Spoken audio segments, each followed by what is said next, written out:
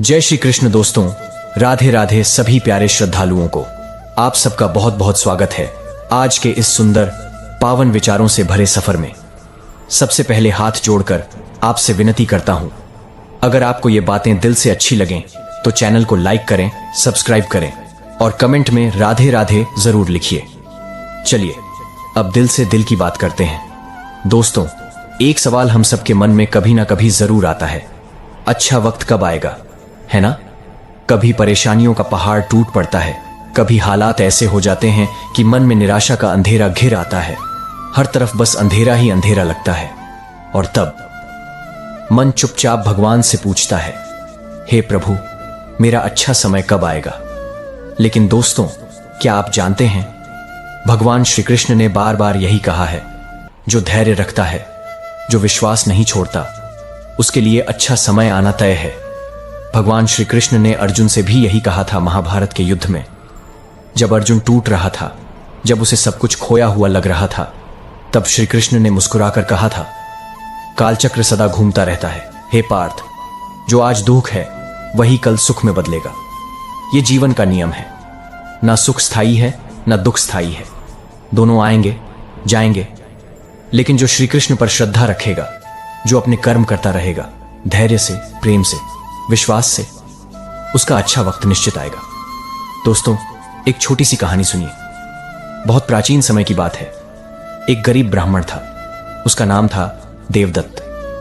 देवदत्त बहुत ही ईमानदार, श्रद्धालु और मेहनती था, लेकिन भगवान ने उसे बार बार कठिनाइयों में डाला। कभी भोजन नहीं मिलता, कभी बीमारी घेर लेती, कभी अपमान झेलना पड़ता। लोग हंसते थे उस पर, कहते थे, अरे तेरा भगवान तुझे देखता भी नहीं, छोड़ ये पूजा पाठ। लेकिन देवदत्त मुस्कुराता और कहता, भगवान सब देख रहे हैं, मेरा अच्छा वक्त आएगा, मैं बस अपना धर्म निभाऊंगा। और सचमुच एक दिन गांव में भयंकर अकाल पड़ा।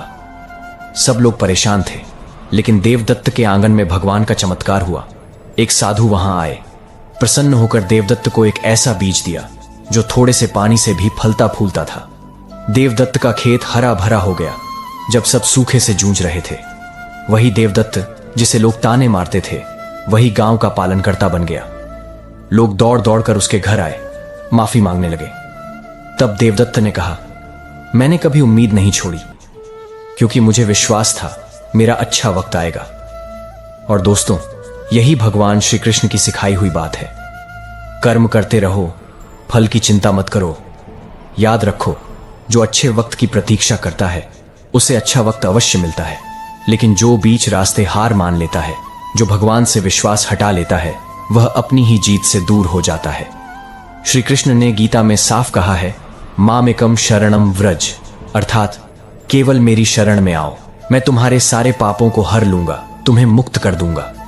तो दोस्तों, जब भी जीवन में कठिन समय आए, जब भी लगे कि सब रास्ते बंद हो गए हैं, तो बस आंखें बंद कर लो और दिल से पुकारो, हे श्री कृष्ण, मैं तेरी शरण में हूं।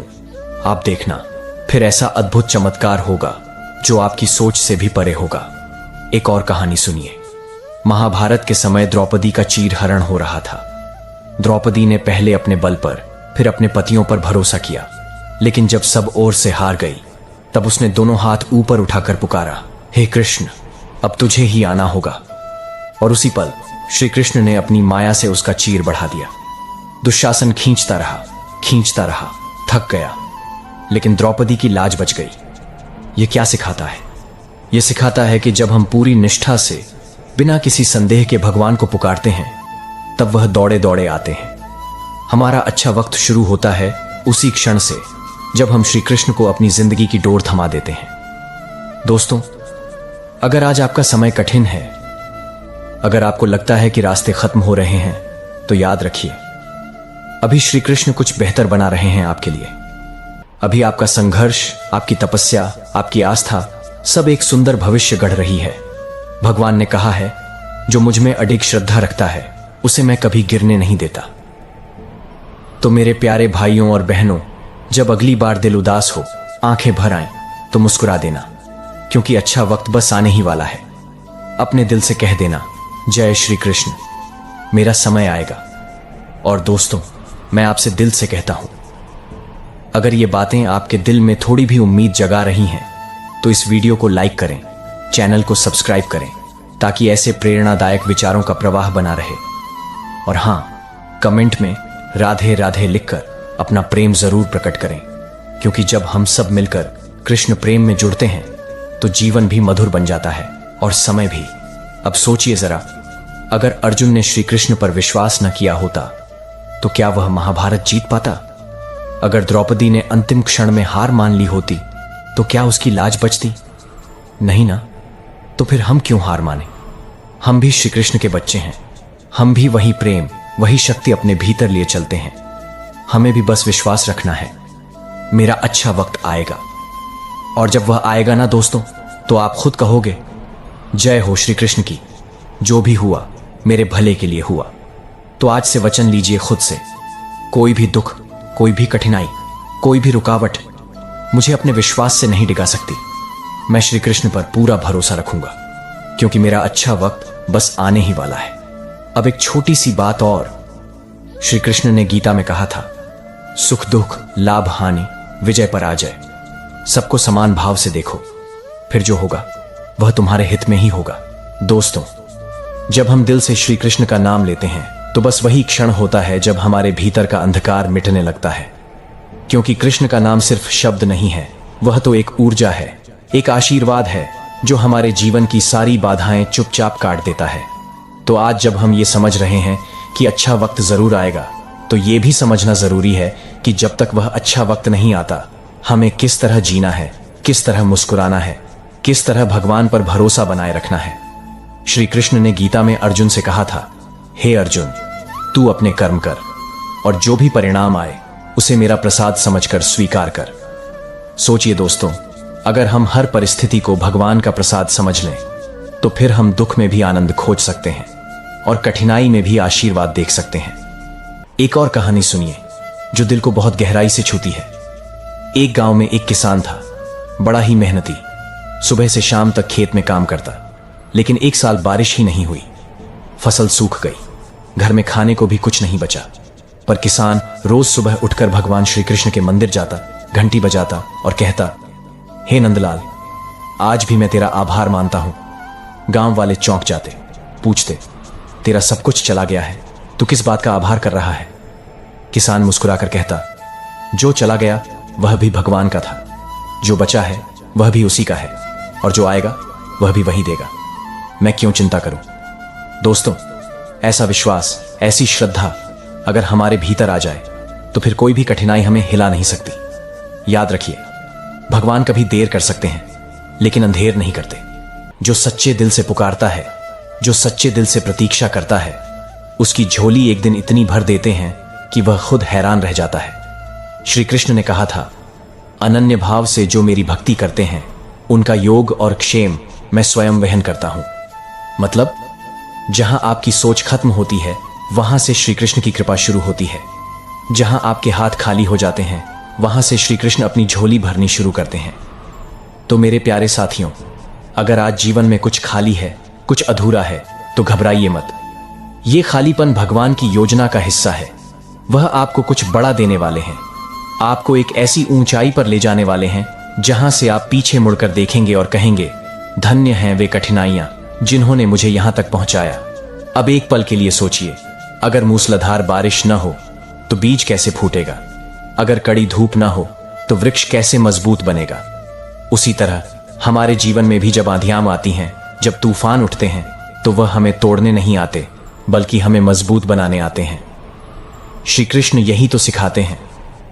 हे अर्जुन, तू योद्धा है, तुझे रणभूमि में खड़ा रहना है, तेरा काम है युद्ध करना, विजय मेरी कृपा से होगी।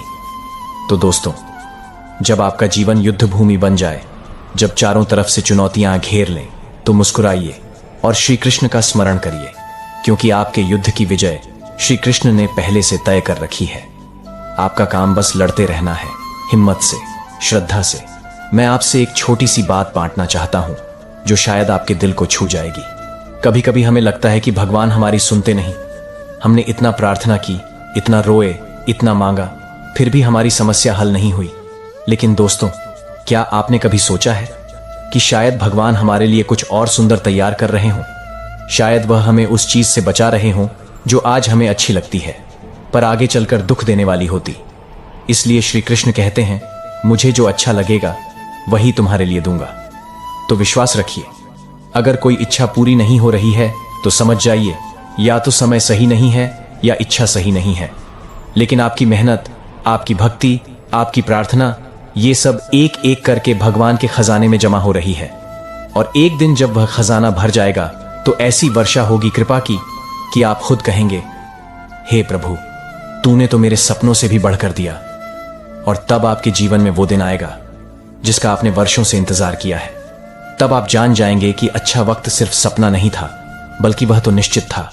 बस थोड़ा धैर्य चाहिए था, थोड़ा भरोसा चाहिए था। याद रखिए दोस्तों, भगवान श्री कृष्ण सिर्फ उन्हीं की परीक्षा लेते हैं जिन्हें वह महान बनाना चाहते हैं। तो अगर आज आपकी परीक्षा हो रही है तो खुश हो जाइए, क्योंकि आप विशेष हैं, क्योंकि आपके लिए भी श्री कृष्ण के पास एक विशेष योजना है।